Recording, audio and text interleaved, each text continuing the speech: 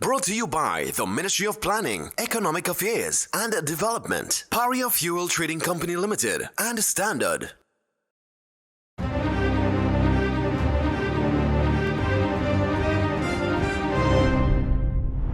Welcome, students, teachers, judges, friends, parents, and colleagues to Make Your Point Season 4.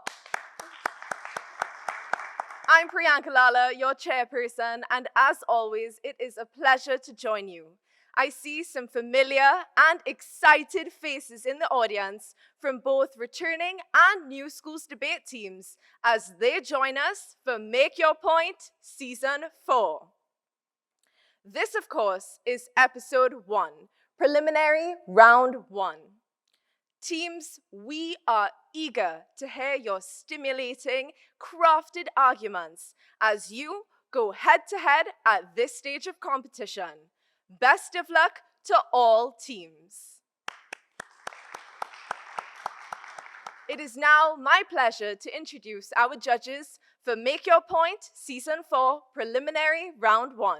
Dr. Rajini Haraksingh, Senior Lecturer in Biotechnology at the University of the West Indies. Ian Hayward Jr., Advisor to the Minister of Education.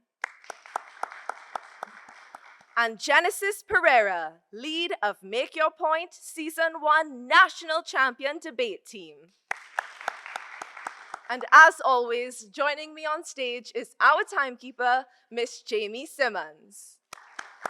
Before we begin, to our viewers, on March 14th, all participating schools were invited to draw randomly from our ballot box to determine their topic and their position ahead of this competition stage. The debate will be conducted as follows. Once invited to do so, the proposition will speak for up to 4 minutes to present their opening. Then, the opposition will speak for up to 4 minutes to present their opening.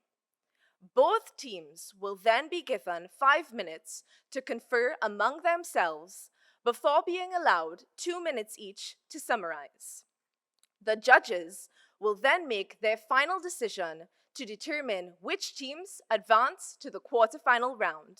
And a reminder that the judge's decision is final. Debaters, you are required only to speak when invited to do so at the lectern and stay within your time limits. Our timekeeper will ring the bell once to indicate that you have 1 minute left to conclude. When your time is up, you will hear the bell ring twice.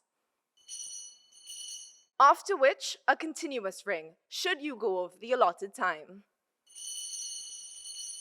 Members of the House, while I hope you enjoy this preliminary round 1, please remain respectful and sensitive to our debaters and our judges. Up first is Holy Cross College versus Marabella South Secondary. I now invite Holy Cross College to the stage.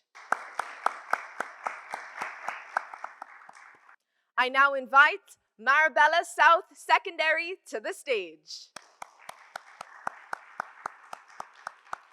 The motion is, it's time to shift from climate change mitigation to adaptation strategies. Will the proposition speaker, Tyreek Vance of Holy Cross College, please take the floor? All protocols observed. Ladies and gentlemen, we the proposition came here today ready to give a speech on prevention. This was because of a little miscommunication, but however, this more than ever goes to show how much we need to adapt. Adaptation doesn't just pertain to simply climate change. It pertains to humanity on a whole. We've been doing it since our very existence, but now once again we are called to adapt, even more so because of the challenges that we are facing. We live in a world today where floods run rampant, the sun is scorching hot, and even more so we live in the Caribbean people. Each and every one of you in the audience today know just how blazing hot outside is. The auditorium is making cold, but the same is not that said for outside. Floods are a normal thing in Trinidad. A little bit of rain and you know what has happened, sea levels rise. This just goes to show how urgently we need to adapt. Adaptation doesn't mean giving up on prevention, but right now, protecting people from climate change effects should be our top priority. Adaptation forces Adaptation focuses, on tangible solutions that protect people right now, making it a more effective response to ongoing climate change as well as managing the damage already happening. The opposition will come and say that prevention methods have already been put in place. And yes, that is true. Prevention has been here and it has showed little to no progress. It has been here for over 30 years and it has showed no results. It is time to switch to something new and we need to start now. Right now, our focus should be on adaptation. There are many adaptation strategies, such as infrastructure resilience, constructing climate-restrained buildings, flood barriers, and sustainable water management systems reduce vulnerabilities. This was said by the United Nations Environmental Programme. There's also agricultural adaptation, which entails implementing drought-resistant crops and innovative farming techniques that ensure food security despite shifting climate conditions. This was said by the Food and Agricultural Organization of 2024. Disaster preparedness and early warning systems. They strengthen emergency responses strategies, minimizing human and economic losses during extreme weather events. This was said by the World Meteorology Organization. I've called various names of various big organizations, and that goes to show that these people are really ready to adapt. They are ready to move forward from prevention and show the world that we can move forward as a species to protect ourselves, such as we've been doing for millennia. I'll speak about the limitations and the failures of prevention as well as mitigation. There's a delayed impact. Even if we aggressively implement mitigation measures, it would do nothing. Climate change has already swept the world, people. It has already affected us. Sea levels have already risen, and the only thing we are forced to do now is adapt, and it is urgent.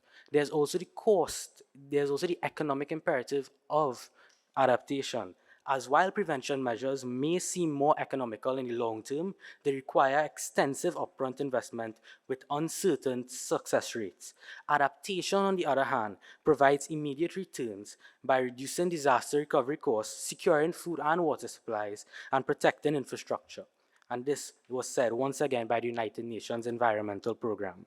In contrast, resilience on prevention alone can lead to economic collapse if climate events continue to outpace mitigation process. The adaptation gap in developing countries alone highlights the urgency of investing in resilient buildings measures rather than hoping for mitigation to work in the distant future.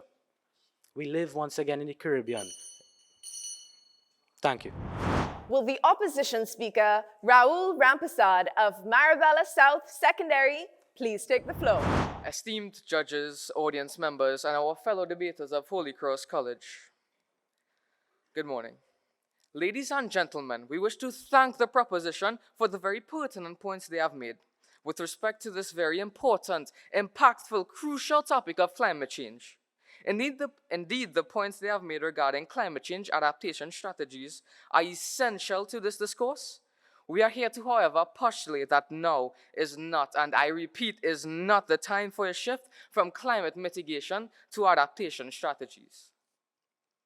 Ladies and gentlemen, to suggest that we shift, that we abandon the fight against the very root cause of this crisis is not only short-sighted, but a perilous abdication of our responsibility to future generations. And for those who somehow only associate climate change with larger foreign countries, think again. This isn't a game of World Cup football. This is the Caribbean, our home. It is not a mere spectator in a global drama like this.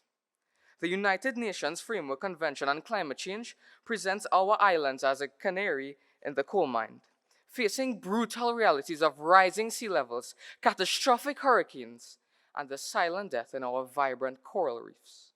And yes, it includes our treasure, the Boco Reef in Tobago. To suggest that we solely adapt without stemming the tides of emissions is to sentence our regions to a slow, agonizing death. It is like patching a sinking ship while ignoring its gaping holes in its hull. Make it make sense. Judges, audience, the truth is, Adaptation alone is a futile exercise without mitigation and can lead to escalating catastrophes. Adaptation is a reactive measure, a necessary tool, yes, but one can become increasingly futile as climate change can become increasingly futile as climate crisis infests. Without mitigation, we're just merely building sandcastles against a rising tsunami. This is the reality.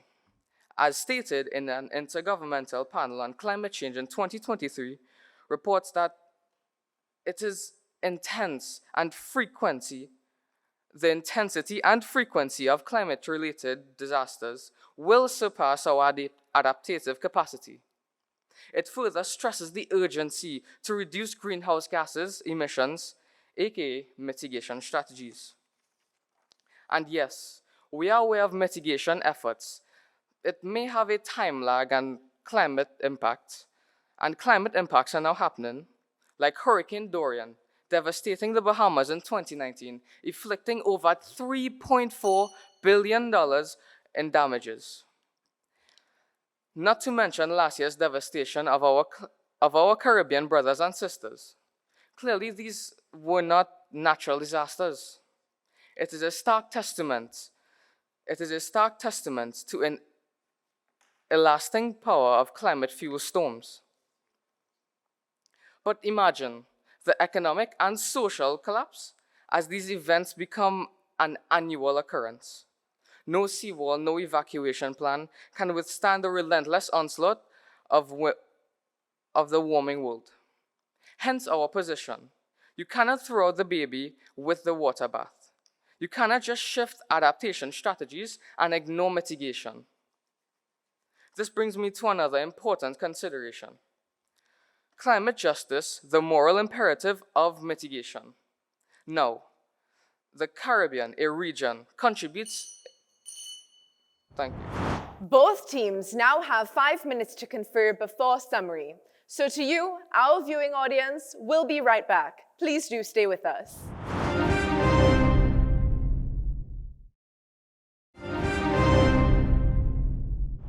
Welcome back. This is Make Your Point Season 4. Once again, the motion is, it's time to shift from climate change mitigation to adaptation strategies. Will the proposition speaker to summarize, Zachary Baines of Holy Cross College, please take the floor. Adaptation is change. More specifically, it is the process of change by which an organism or species becomes better suited to its environment. Ladies and gentlemen, we need change. While mitigation measures may seem economic long-term, they require extensive upfront investments with uncertain success rates. Adaptation, on the other hand, provides immediate returns by reducing disaster recovery costs, securing food and water supplies, and protecting infrastructure. And to the opposition, I say, the failures of preventative measures will lead to your tsunami. Adaptation to climate change can also first start in a social capacity without the use of groundbreaking technology. This can be used through activities such as the use of renewable energy, reducing and recycling water use, laws that change social norms and behavior. Today's word is change. My opposing counsel might try to change your mind with metaphors and trickery, but ladies and gentlemen, our earth is changing. Our lives are changing. We need change. Thank you. Will the opposition speaker to summarize, Aaron Sandy of Marabella South Secondary, please take the floor. Esteemed judges, respected proposition, and distinguished audience, the motion before us is not a choice between mitigation and adaptation. It is a choice between a sustainable future and a slow, agonizing decline. We cannot, in good conscience, abandon the fight against the root causes of climate change, the means of sustaining us, of keeping us anchored. Adaptation is essential, but without mitigation, it is a mere band-aid on a gaping wound. We have shown that without mitigation and with just adaptation, our future becomes one that can be bombarded by escalating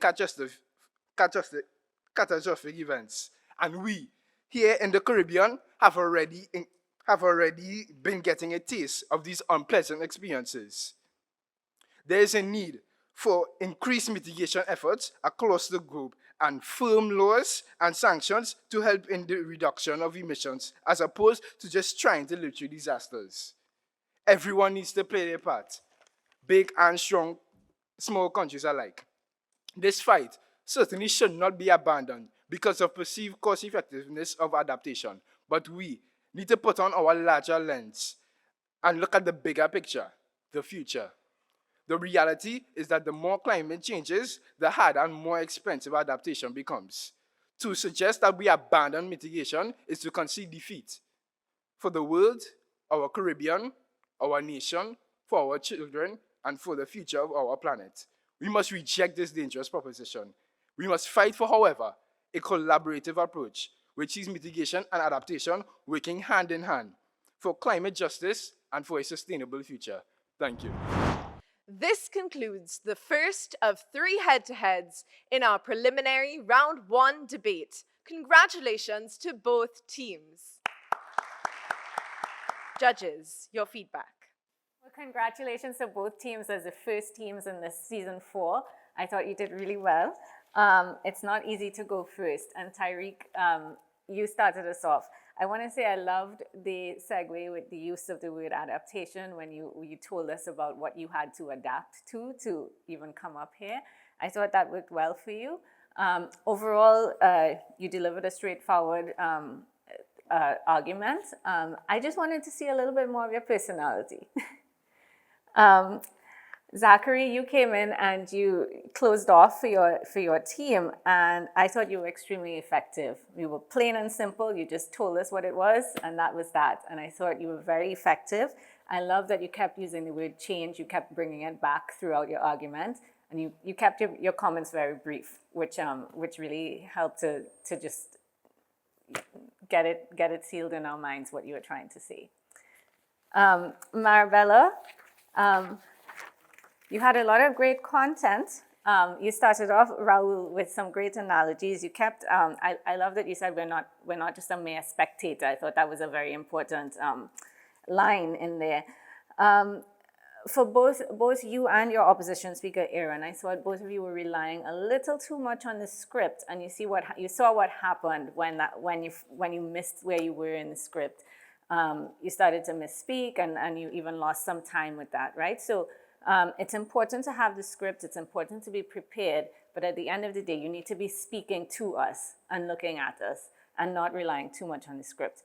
Other than that, I thought you had good content and did a good job. Nice. Holy Cross, Tyreek, again, I would say the pivot was nice. When you use the challenge or the limitation and you pivoted and you brought in the adaptation to start, I think that was savvy. In addition to that, I think you were very clear. What I would recommend in debating is also to allow yourself to come out a little bit more, allow the audience to buy in to who you are. In terms of Zachary, the emphasis on change and creating that line and stream, which is in line with adaptation, was very good. In your defense, in the rebuttal, I would have looked for a way to pick out something from the opponent and try, when we're moving forward, to be able to rebut that, actually take something out. So that allows you to have a little free room in the debate itself to pull something out. But it was very good first debate. I will go to Marabella. What I will say is, and that's for everyone, when we're debating, we need to connect with the audience because the issue is convincing. I think the start was very captivating. You were ready at the start and you were prepared with the delivery. The challenge would be when you're reading, if it goes wrong, it then puts you in a tailspin. So ideally, what we'll want to do is to have like cue cards or do some more memorizing of your points so you're free flow and you connect with the audience a little bit. But it was really good. I like how you used the Book of Reef and brought the local context into the argument. From the rebutting side, for example, on the other side we spoke about using the change, a nice rebuttal will be there's no change. That's not enough change. And that's how you kind of pull those things to pull the audience into your current space. So, but all in all, it was very good and it was well done. I think this was an excellent example, moving forward. I will say, Tyreek, I really do, judges said it before me, but I really do appreciate your show of adaptation. You came in with a bit of a challenge, you identified it, and you showed us how you adapted. That, I honestly wondered if that was your strategy coming into it.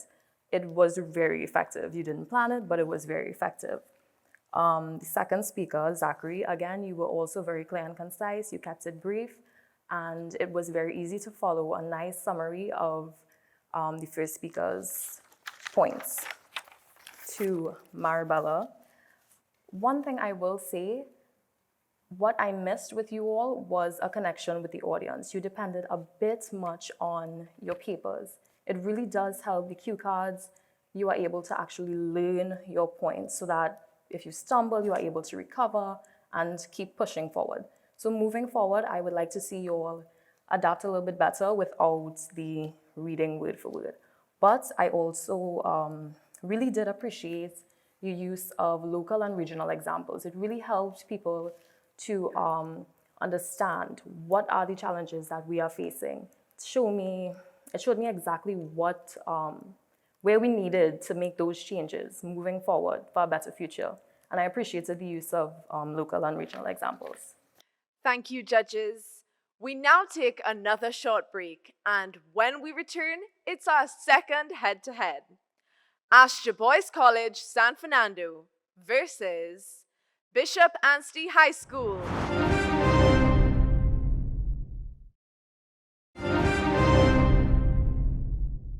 Welcome back to Make Your Point. The motion is: vocational training is more beneficial than traditional academic education in the Caribbean job market. Will the proposition speaker, Ronaldo Dio of Astor Boys College, San Fernando, please take the floor? All procedures observed. I'd like to begin with a statistic. 62% of vocational graduates own successful businesses. And now I'd like to repeat that again. They own successful businesses. This information comes from a survey done by the National Technical and Vocational Education Training Research Council, NTVEC-RC, done in the year 2022. Now, according to UNIVOC, an educational branch of the United Nations, vocational education is the acquisition of practical skills, attitudes, understanding, and knowledge relating to respective occupations. According to the National Energy Skills Center, rising student debt and unemployment after tertiary education is more competitive than ever. They reported an increasing amount of university graduates enrolling in the NESC simply to learn a trade. It comes as no surprise, therefore, that the CARICOM established the Caribbean Association of National Trading Agencies, where NTAs have been established for training vocational education, technical vocational education and training, my bad. Let's consider this. Vocational training programs provide faster, more applicable routes to employment. According to the CARICOM Strategic Plan for Technical and Vocational Education and Training, TVET, vocational education equips individuals with hands-on skills, allowing them to escape poverty and marginalization. For example, a university student who may spend 4 or more years studying for a degree, racking up student debt, and sometimes struggling to find a job thereafter. A vocational trainee, on the other hand, can complete their education in a mere 2 years and begin earning money immediately after. This time gap between education and employment is highly crucial in a region where time is money and money is survival.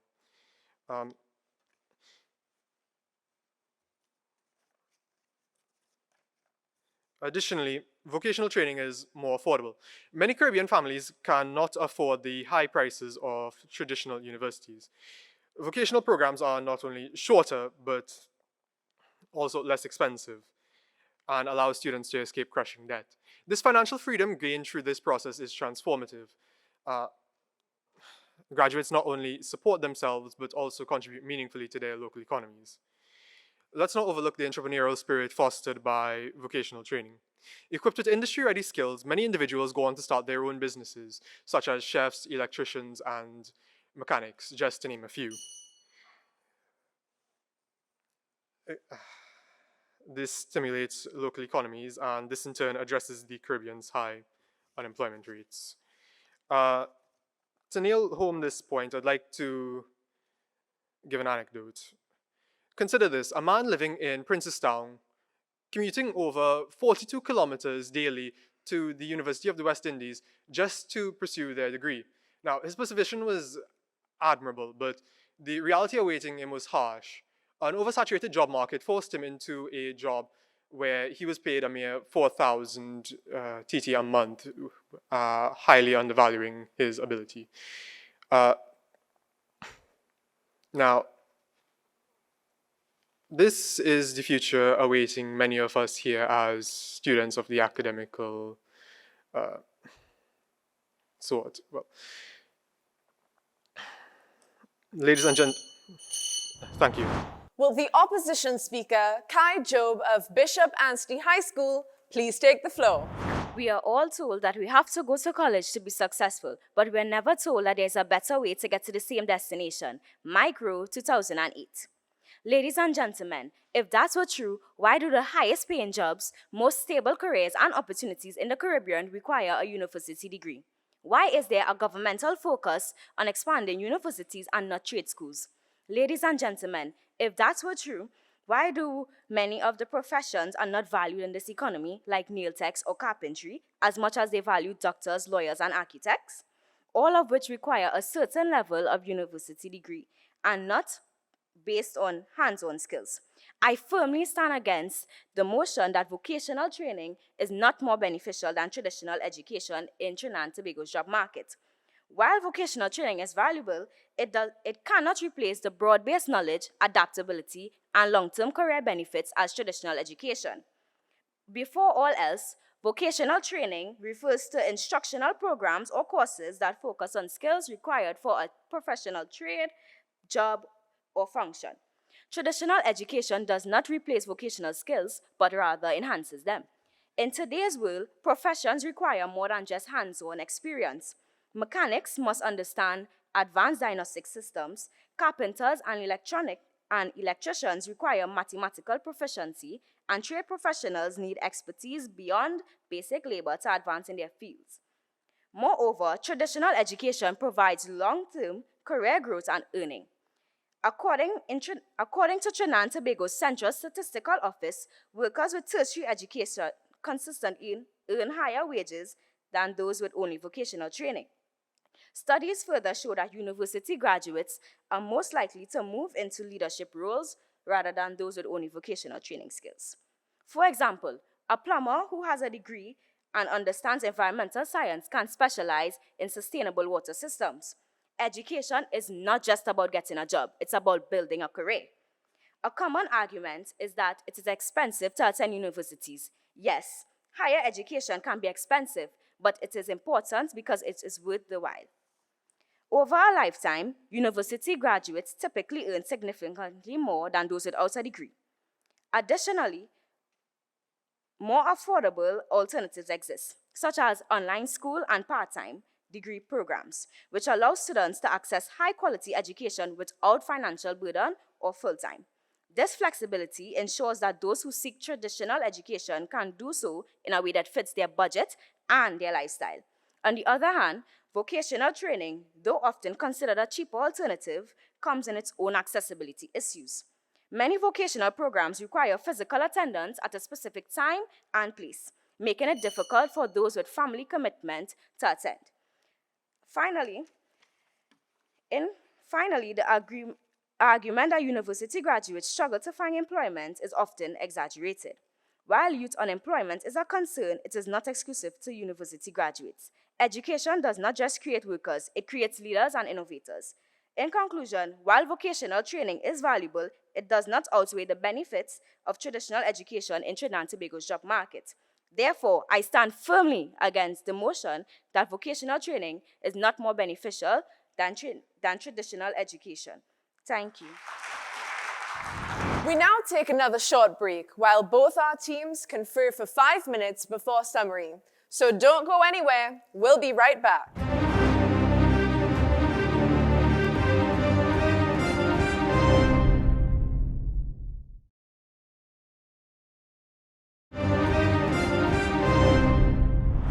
Welcome back. This is Make Your Point Season 4.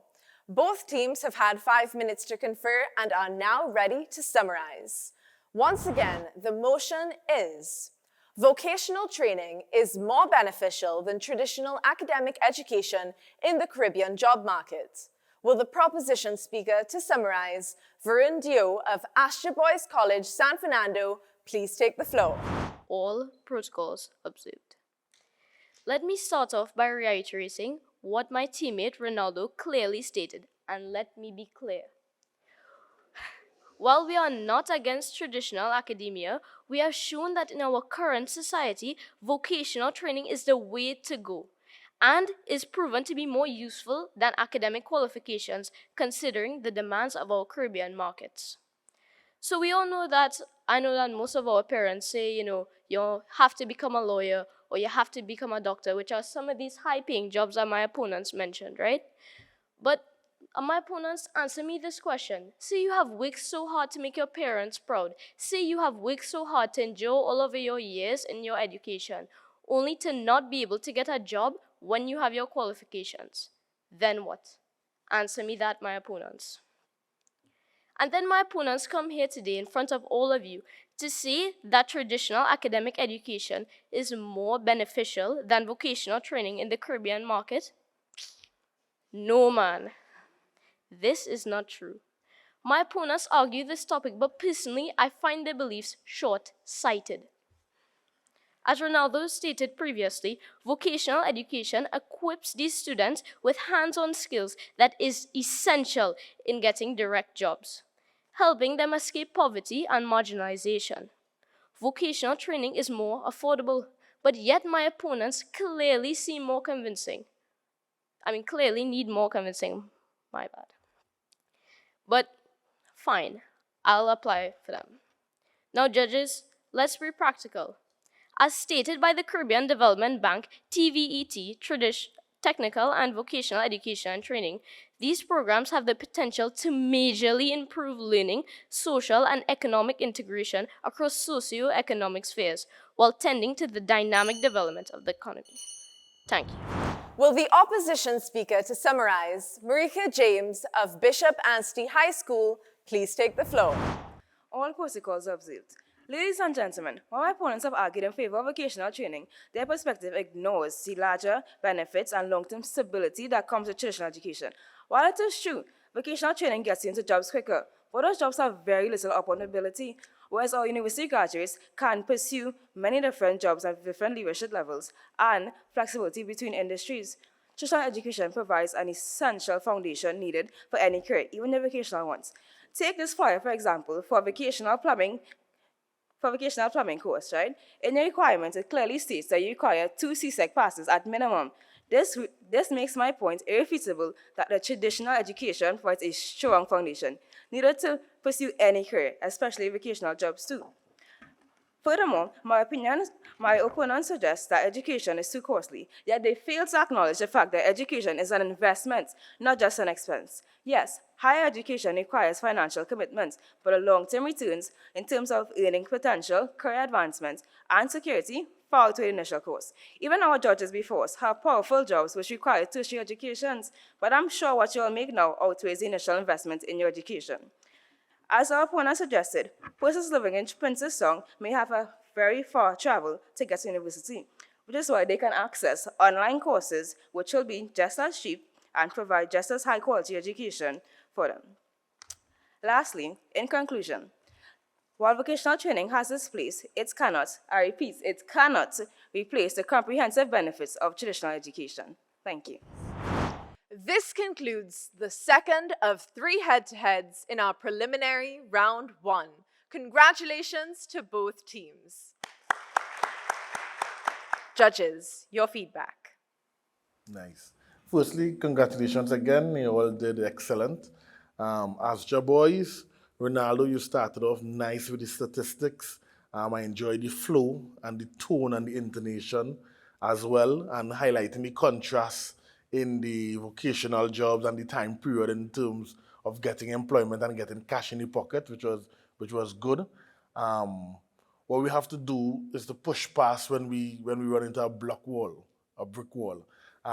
Find some way to continue instead of the long pausing. But that's something that comes with time. Varun, the confidence in your rebuttal, using your height to your advantage, was good. It captured the audience attention and it wins sympathy before you even start to speak. So that was well played. I like how you reiterated the points and reinforced the points from Ronaldo as well. You doubled down on it, and you really pulled it back, and even jumping in on the rebuttals, which would direct to what was presented in the first instance by Bishop was very good. Bishop Anstikai, you were powerful, you articulate, you mix the reading and the delivery.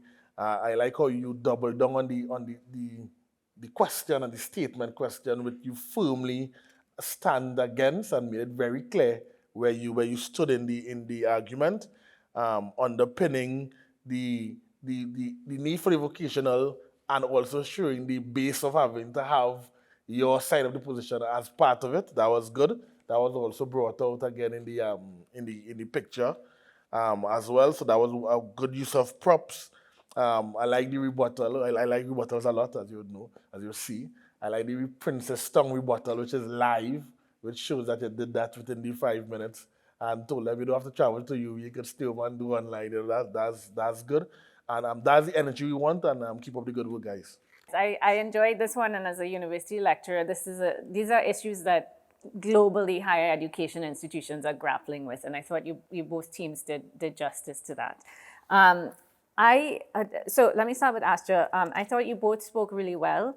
Just a quick tip, you were both kind of slouching over the mic a little bit, so just take the 2 seconds to adjust the mic to your height so that you can look directly at the audience, right? You gave great points. I like that you started off with that statistic, but then you left me hanging because you said 62% of people who are trained in vocational, have vocational training, own their own business. I think that's what you said. But you didn't tell me compared to what. So what's the equivalent for people with university education, right? So that 62% was impressive, but I was kind of wondering, well, what are we comparing that to? And you doubled down, you did it, and then Varun, you came back and you doubled down on the cost of higher education. Now that is a real concern, but I was a little disappointed that nobody spoke about kind of what are the options for addressing that. For example, we have had government-assisted programs for funding university education and so on. So that didn't really come up in the local context. But overall, good job. And Bishops, I love that you said you're building a career, not just a job, and you directly opposed what they were saying about this immediate employment being the urgent issue. And then you went on to kind of give some solutions. You said we have the higher education can be flexible in terms of how it's delivered.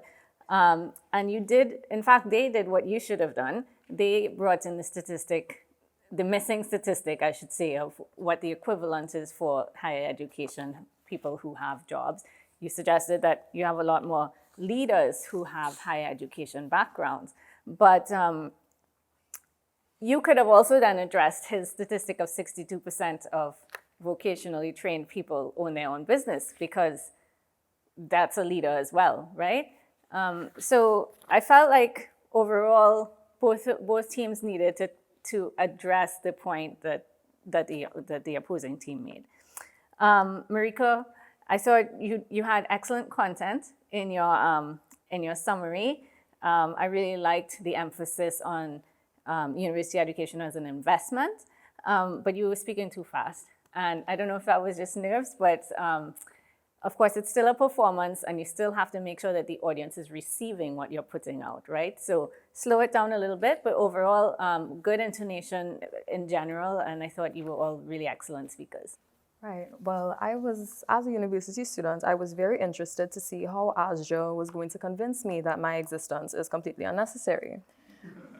But I would say, Ronaldo, the statistic was a very interesting start, and at first I did appreciate it.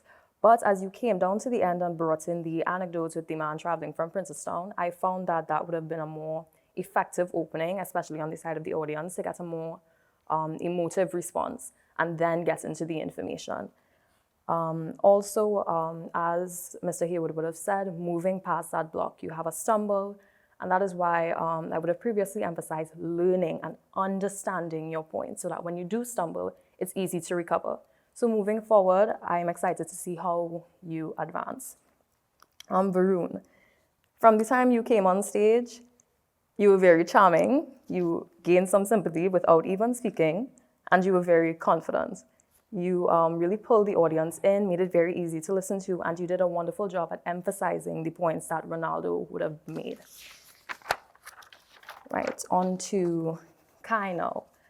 You came on and immediately you were very powerful, very confident and composed, and you maintained that composure throughout your entire presentation, which I really appreciated. I also enjoyed that you did not completely shoot down vocational training. You did, give it its flowers, which is something I would have done as well. You never want to completely shoot down something because it's very easy to have that pulled out from under you. You also did a wonderful job at outlining the pitfalls of tertiary education and providing solutions, particularly with the online education. Online education is an option. Marika, you were a bit fast, but, well, yes, you were a bit fast and it made it a little bit difficult to follow, but I did enjoy how concise you were. One thing I will say though, the prop, and this goes to anybody, when you are using a prop, you're taking a risk. With your particular prop, while I understand the points you were trying to make, I don't think, unfortunately, it was not as effective as you would have hoped because we couldn't read the sign. I think just by virtue of that, it would have been more effective to leave the points standing alone and say, for signing up for vocational training, you need to have CSEC subjects. So traditional academic education is important. However, overall to everyone, you all did a fantastic job, and I am excited to see how you will progress moving forward. Thank you, judges. We now take another short break, and when we return, it's our final head-to-head for preliminary round 1 of Make Your Point Season 4. St. Joseph's Convent, San Fernando versus Fatima College.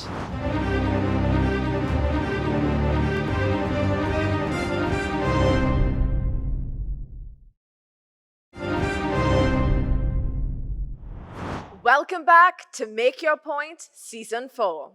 The motion is: artificial intelligence should replace teachers in classrooms to improve education efficiency.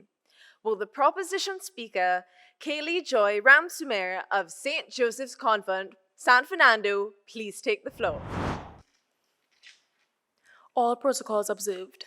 Now, NASA defines AI as an artificial system developed in computer software, physical hardware, or other contexts that solve tasks requiring human-like perception, cognition, planning, learning, communication, or physical action.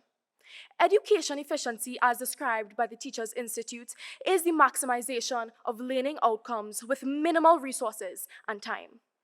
According to UNESCO, AI has the potential to address some of the biggest challenges in education, innovate teaching and learning practices, and accelerate progress towards Sustainable Development Goal 4, quality education. Thus, we, the The proposition firmly support the motion that artificial intelligence should replace teachers in the classroom, as it will enhance education efficiency by aligning with technological advancements and sustainable development goals, overcome human limitations, and promote equity in education. Firstly, AI in education aligns with Trinidad and Tobago's Ministry of Planning and Development's Vision 2020 and Digital Transformation Policy 2023 to 2027, which emphasizes the integration of information and communications technology to enhance educational outcomes. AI-powered instruction mitigates challenges in traditional classrooms while increasing student engagement and performance. Parents, they make sacrifices to send their children to school, yet many students receive inadequate attention in the classroom. The Ministry of Education Statistics Digest 2020 reports a ratio of 1 teacher to every 12 students in secondary schools and 1 teacher to every 18 students in primary schools. AI, however, it can create personalized learning experiences tailored to each student's strengths, weaknesses, and pace. Unlike human teachers, AI can swiftly adjust lesson plans in real time to ensure no students are left behind. Platforms like Carnegie Learning and Squirrel AI are already demonstrating how technology can adapt to individual student needs better than human teachers ever could. Secondly, human teachers experience fatigue, illness, and burnout. AI, tireless. AI never needs to take a mental day, as a popular soca artist said. It eliminates the teacher absenteeism epidemic by providing 24/7 access to learning materials, tutoring, and explanations, ensuring consistent instruction. The Ministry of Education's 2012 report on teacher absenteeism revealed that over 10% of teachers stayed away from school illegally.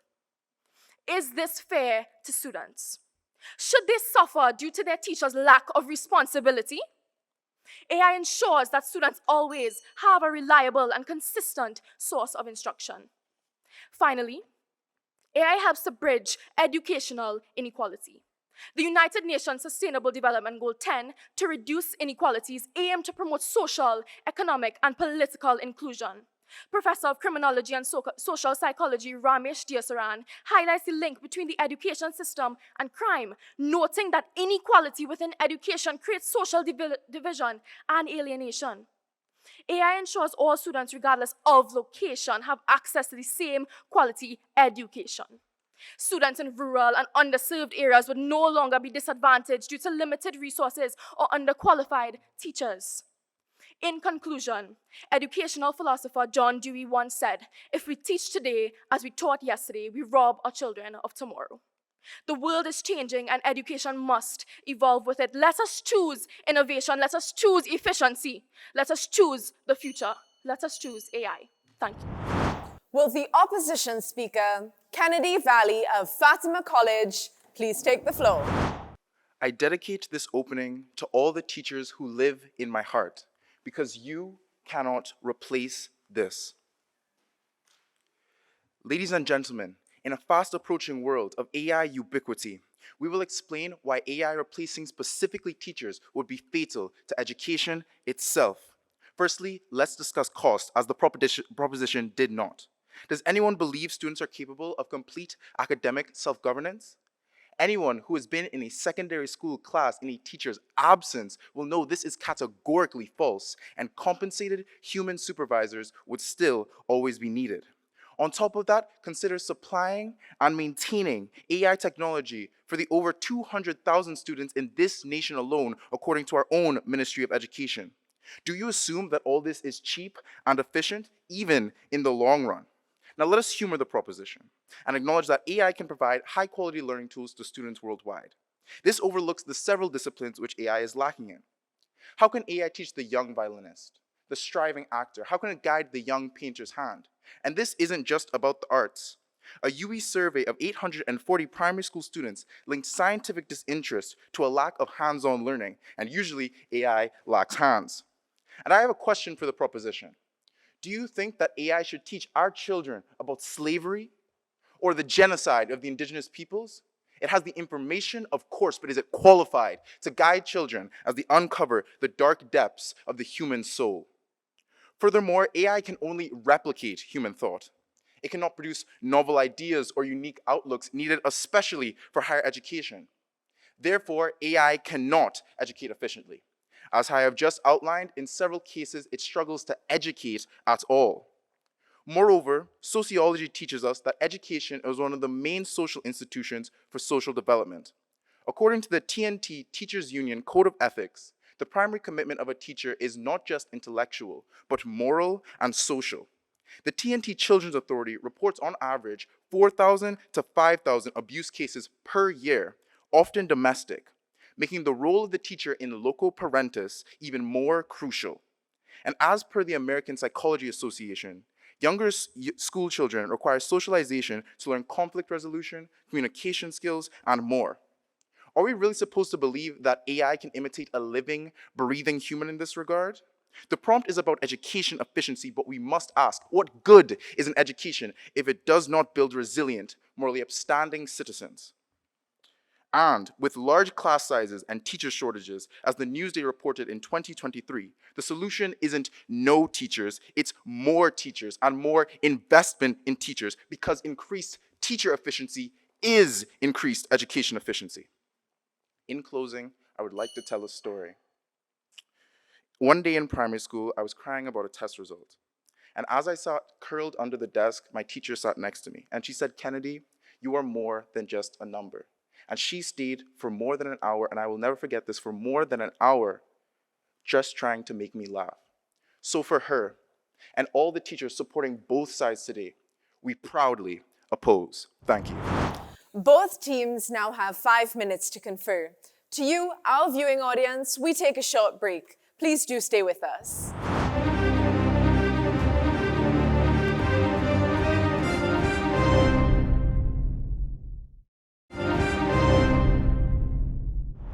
Welcome back. This is Make Your Point Season 4.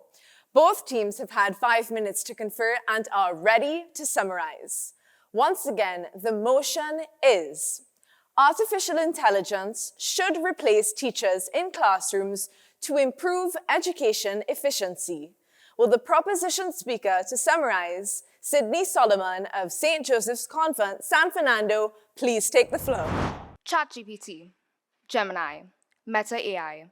These are all examples of easily accessible AI systems. And to our opposition, don't worry, we know you use them too. AI is transforming industries worldwide, and education should be no exception. Education is the foundation of progress, and AI is a tool that will help elevate it to new heights. Throughout this debate, we have demonstrated that AI surpasses human teachers in speed, efficiency, and accessibility. AI has access to an unlimited database of information, ensuring that students receive the most up-to-date and comprehensive knowledge. AI provides instant responses, personalized learning paths, and interactive resources tailored to individual needs. To our opposition, you mentioned an emotional antidote about how a teacher helped you through your struggles. AI still recognizes patterns in student behavior and alerts human supervisors when a student needs emotional or psychological support. To address the matter about costs, on our very own debate team, there's a student traveling from Rio Claro, paying $1,100 TT per month just to reach the school. That should not be the case. Education should be accessible to all. And tackling the amount of money needed to tackle AI, the motion is to completely replace teachers. By using the teacher's salary per month, AI can be upheld and maintained every single month. Additionally, AI eliminates teacher biases and is available 24/7 and offers engaging educational content. Thank you. Will the opposition speaker to summarize, Adam Alves of Fatima College, please take the floor. This here is a key. the key to advancement in our society and educational efficiency all over the globe. As Aristotle once said, it is best to rise from life as one does a banquet, neither thirsty nor drunken. We, the opposition, take wisdom from this quote, choosing to enjoy but one modest sip from our glass, pairing AI with human teaching methods simultaneously for the most efficient learning experience for all students. On the contrary, we observe the proposition, who look upon progress with the green eyes of greed and thus find themselves drunken in their pursuit. Earlier, the proposition defined AI as the tools able to mimic human intelligence. The contradiction of wanting human-like traits in AI is laughable. Audience, don't you find it ironic and fundamentally flawed that the proposition urges us to spend millions and millions of dollars just to replicate the traits seen in teachers all over this room? Ladies and gentlemen, I think this does not speak to efficiency. Quite frankly, a leap in technology this great begs for the world to fall on its face and miss its jump. The key ethical concerns, lack of efficiency in the creative arts, as well as the incapability of AI to push the boundaries of human thought, all lead us to one conclusion. AI as a replacement for teachers in schools will not bring about efficiency. Rather, it's important to look at the past. Our nation's motto, together we aspire and together we achieve. So together, with human teachers by our side, as one society, let's unlock educational efficiency together.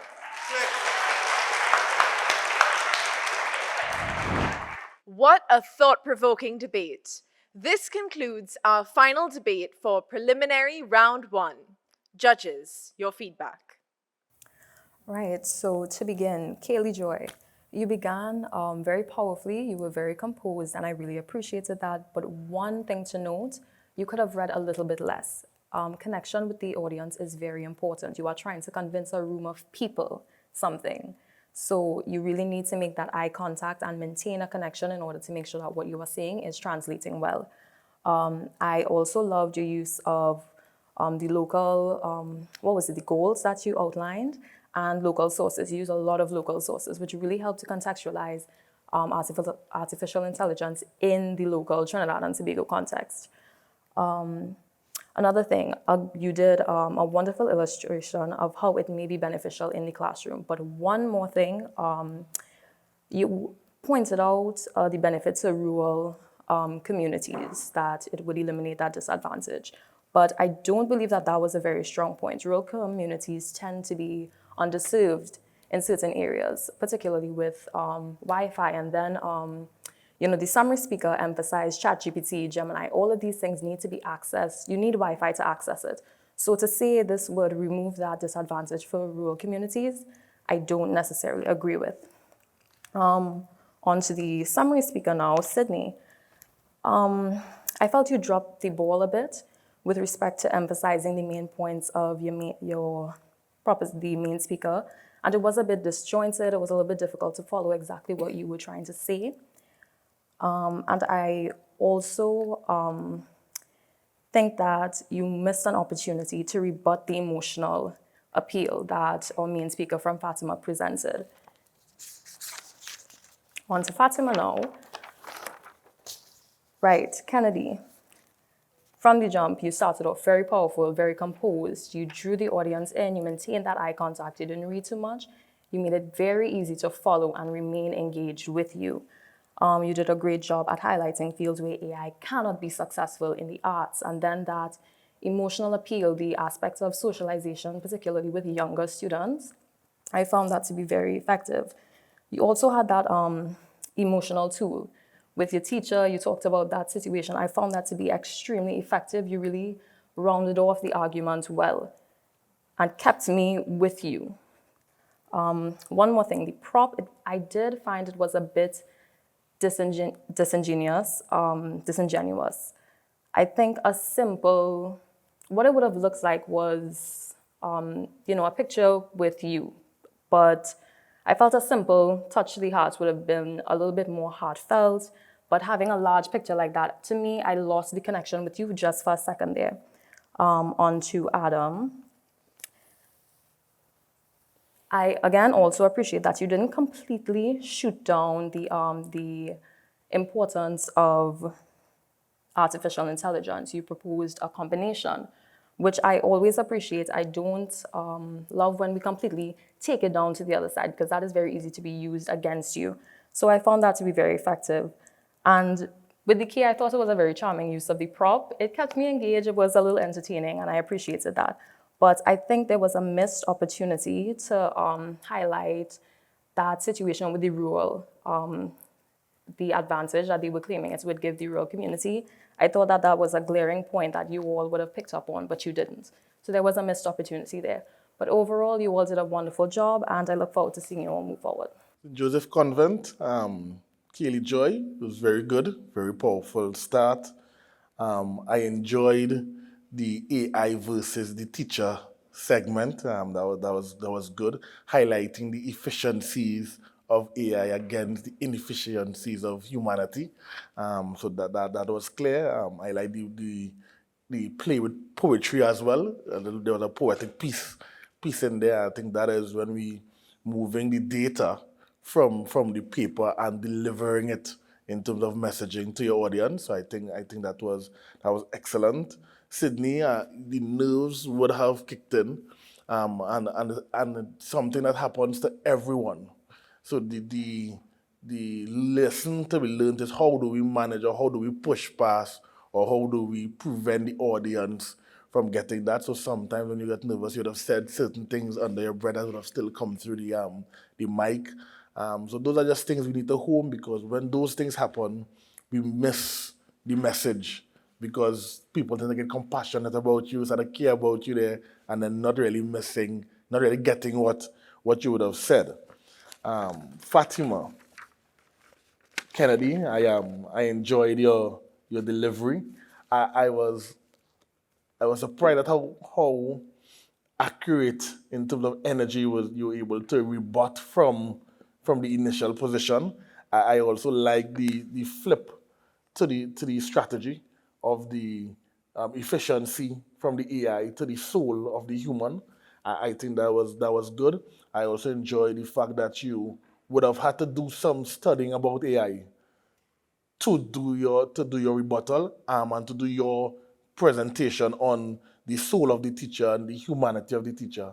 And the story at the end, I thought, came in well in terms of pulling the prop back into context. I don't know if the picture was a picture of you when you were younger.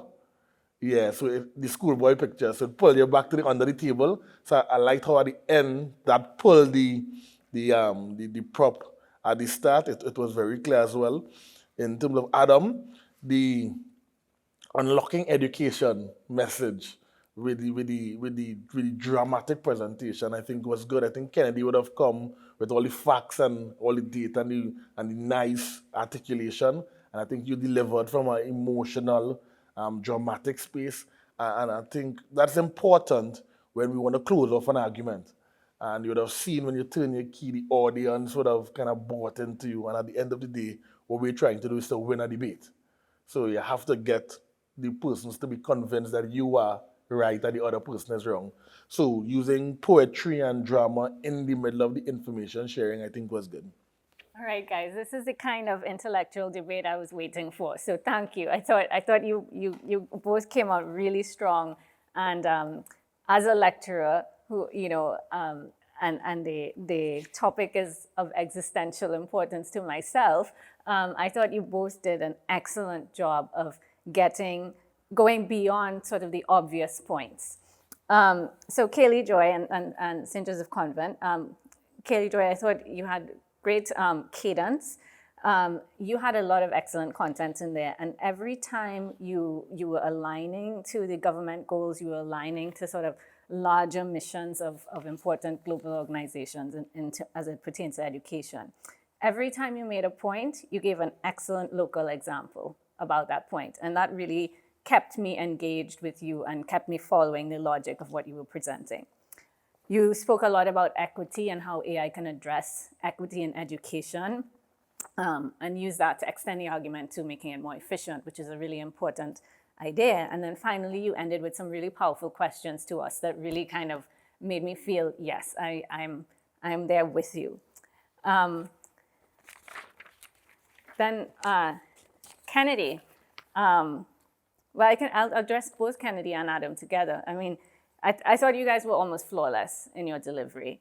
You came out with really powerful arguments. I love, Kennedy, that you put us in your classroom and you said, have you ever been in a classroom when the teacher wasn't there? I mean, that was just, that's something everyone can relate to.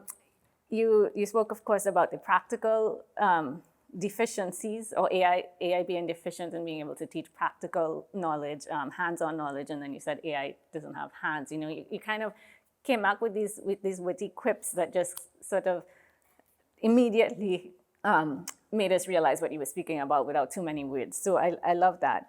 You also addressed the equity issue that the proposition brought forward. You said, they spoke about teacher absenteeism and how AI could be a solution to that. But in effect, the more obvious solution is simply increase the teacher ratio, which you immediately addressed, right?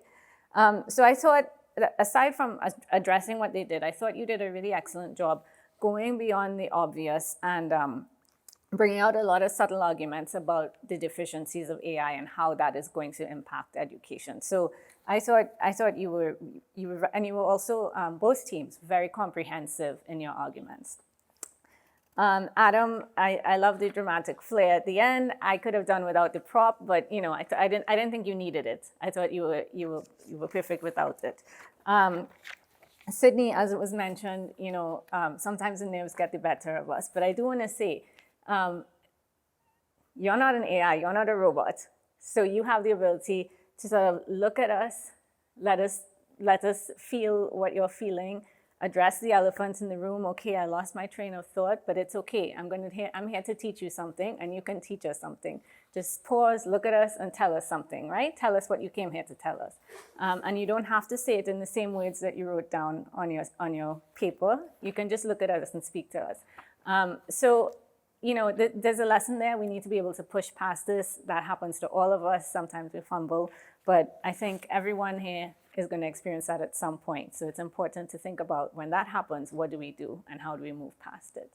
All right? But excellent job to both teams. I really enjoyed this one. Thank you, judges. And once again, congratulations to both teams and all 6 schools.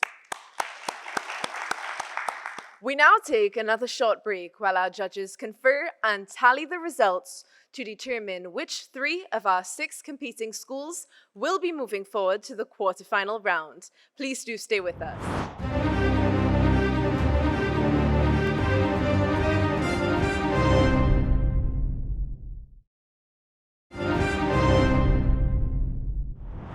Welcome back. This is Make Your Point Season 4. And the results are in. Once again, congratulations to all 6 of our competing schools. Each school has put forth an excellent and stimulating performance and should be extremely proud of themselves. Holy Cross College, Marabella South Secondary, Astra Boys College, San Fernando, Bishop Anstey High School, St. Joseph's Convent, San Fernando, and Fatima College. Let's give them a well-deserved round of applause. A reminder that our judges' decision is final. Our 3 schools moving on to the quarterfinal round of Make Your Point Season 4 are Holy Cross College, Bishop Anstey High School, and Fatima College. Let's give another loud round of applause for the schools who got this far and now exit the competition with their heads high for their remarkable performance.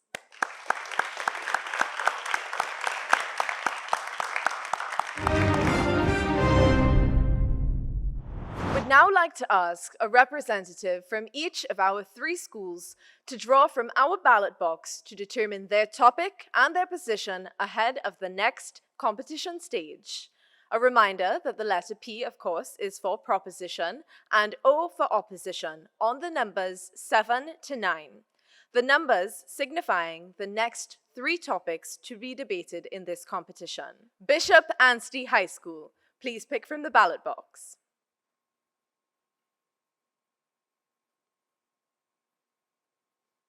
Holy Cross College.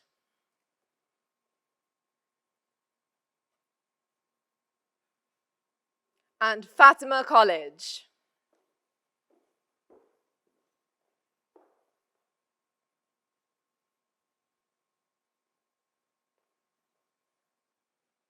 Our teams embodied the essence of what Make Your Point represents.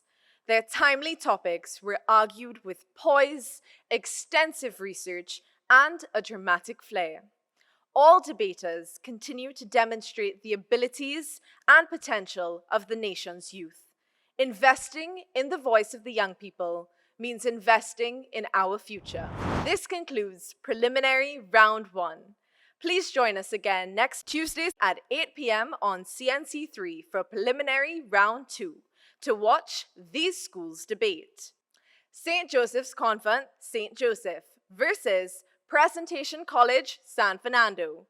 Bonaire Secondary versus Queen's Royal College. And Corpus Christi College versus El Dorado West Secondary School. I'm Priyanka Lala, and I'll see you next week. Brought to you by the Ministry of Planning, Economic Affairs and Development, Paria Fuel Trading Company Limited, and Standard.